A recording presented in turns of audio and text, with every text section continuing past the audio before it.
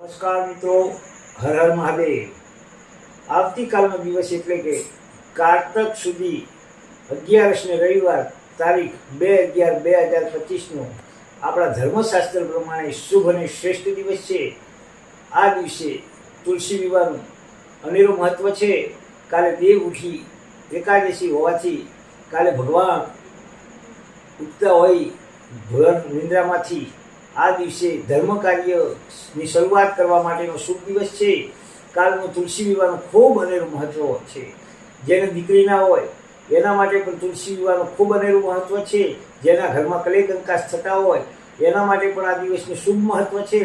આ દિવસે ભગવાન શાલિગ્રામ તથા તુલસી માતાનો લગ્નનો શુભ દિવસ હોય અને તુલસી વિવાહ કહેવામાં આવે છે। આ દિવસે તુલસી માતાને જેમ તમે તમારી દીકરીને અલંકારોથી શણગારો છો એ જ રીતે તમે તમારી દીકરીને જેમ શણગારો એમ તુલસી માતાને શણગારી લાલ કલરનું કોઈ પણ વસ્તુ, લાલ ચુંદડી કે માતાજીને અર્પણ કરો તો તુલસી માતામાં અર્પણ કરવાથી શુભ અને શ્રેષ્ઠ ફળ મળે છે।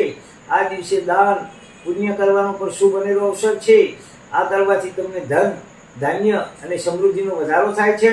હર હર મહાદેવ।